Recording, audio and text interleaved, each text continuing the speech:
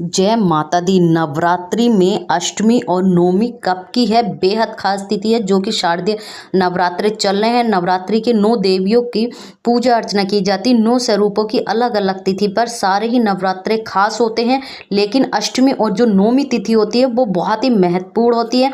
तो बड़ा कन्फ्यूजन हो रखा सब लोगों को, 10 में, 11 में या फिर 12 में है, तो ये सारा कन्फ्यूजन दूर होगा। अष्टमी नवमी का कन्फ्यूजन बिल्कुल गलत है। सही तिथि आप जानेंगे, लेकिन जानने से पहले सही तारीख और पूजा विधि सब आपको सही बताई जाएगी। लेकिन जानने से पहले अभी तक आपने झलकदानी चैनल को सब्सक्राइब नहीं करा तो प्लीज़ चैनल को सब्सक्राइब कर लीजिए और सही अष्टमी नवमी की तिथि जानेंगे। हर साल अक्टूबर में नवरात्रे, शारदीय नवरात्रे प्रारंभ होते हैं और जो कि इस समय चल रहे हैं। 4 नवरात्रे हो चुके हैं। माता रानी की 4 स्वरूपों की पूजा की जा चुकी है। वैसे ही ये उत्सव लगातार 9 दिन तक चलता है, जिसमें माँ दुर्गा के 9 स्वरूपों की पूजा की जाती है।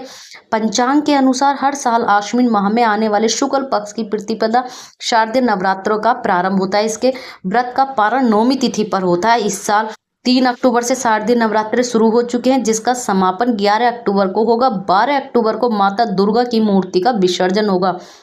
आम लोगों को कंफ्यूजन है कि अष्टमी और नवमी किसी दिन है। इस बार एक व्रत बढ़ गया है। यही कारण है कि सभी अष्टमी और नवमी की तिथि को लेकर उत्सुक हैं। आखिर कन्या पूजन कब करना चाहिए? तो अष्टमी और नवमी तिथि का महत्व जानेंगे। सबसे पहले सनातन धर्म के लोगों के लिए नवरात्रि के हर दिन का खास महत्व है।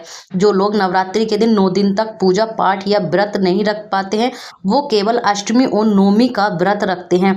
नवरात्रि के पर्व का जो समापन है वो नवमी के दिन पूजा पाठ और कन्या पूजन के बाद होता है। धार्मिक मान्यताओं के अनुसार जो लोग इन दोनों तिथि के दिन सच्चे मन से पूजा पाठ करते हैं, उन्हें माँ दुर्गा की विशेष कृपा प्राप्त होती है। बता दें कि नवमी को नवरात्रि का अंतिम दिन माना जाता है, जिस दिन माता दुर्गा ने महिषासुर राक्षस का वध किया था।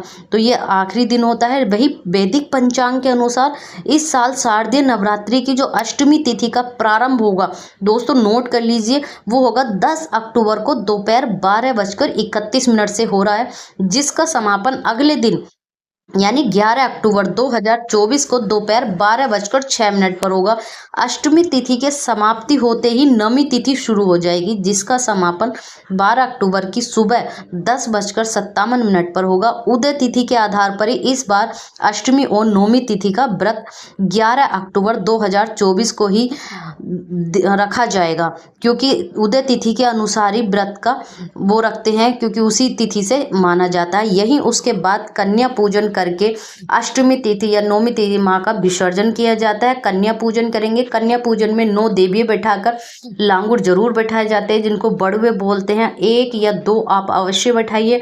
माता रानी का कन्या पूजन करिए। उन्हें पूरी श्रद्धा के साथ उनका आह्वान कीजिए, उनके चरण स्पर्श कीजिए, उनको कुमकुम, मेहंदी, हल्दी, उनका स्वागत वेलकम करके उनको हलवा, पूरी और चने का भोग बहुत प्रिय होता है। और उस दिन आपको नवमी तिथि के दिन कन्या पूजन में आपको चने और हलवा, पूड़ी का भोग बनाकर माता रानी को भोग लगाकर कन्या पूजन करने के बाद ही माता रानी का व्रत संपूर्ण होता है। कन्या पूजन की विधि। महाअष्टमी या नवमी के दिन कन्या पूजन करने के लिए स्नान आदि करने के बाद भगवान गणेश और माता गौरी की पूजा करें। इसके बाद कन्या पूजन के लिए 9 कन्या और 1 लड़के को भी आमंत्रित जरूर करते हैं। 1 या 2 कर सकते हैं आप, लेकिन 1 तो कंपलसरी ही है। पूजा की शुरुआत कन्याओं के स्वागत से करते हैं।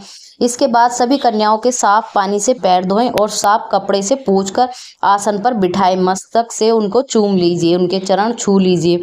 फिर कन्याओं के माथे पर कुमकुम और अक्षत्र का टीका अवश्य लगाएं। उसके बाद कन्याओं के हाथ में कलावा या मोली बांधें और माथे पर चुंदड़ी लाल रंग की अवश्य बांधनी चाहिए। एक थाली में घी का दीपक जलाकर सभी कन्याओं की आरती करें।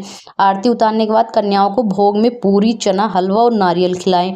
भोजन के बाद उन्हें अपने सामर्थ्य अनुसार भेंट अवश्य दें। आखिर में कन्याओं के पैर छूकर उनसे आशीर्वाद जरूर लें। अंत में उन्हें अक्षत्र देकर उनसे थोड़े अक्षत अपने घर में छिड़कने को अवश्य बोलिए, और उनका जो छिड़केंगे वो अच्छा आपके घर में शुभ माना जाता है, क्योंकि वो देवी का स्वरूप है। और यही कन्या पूजन का महत्व होता है कि मान्यता के अनुसार कन्याओं को माँ दुर्गा का स्वरूप माना जाता है। इसी कारण नवरात्रि के अंतिम दिन कन्या पूजन कर माँ दुर्गा को प्रसन्न करने का प्रयास किया जाता है। इससे माँ की विशेष कृपा प्राप्त होती है, जिससे घर परिवार में सुख समृद्धि बनी रहती है।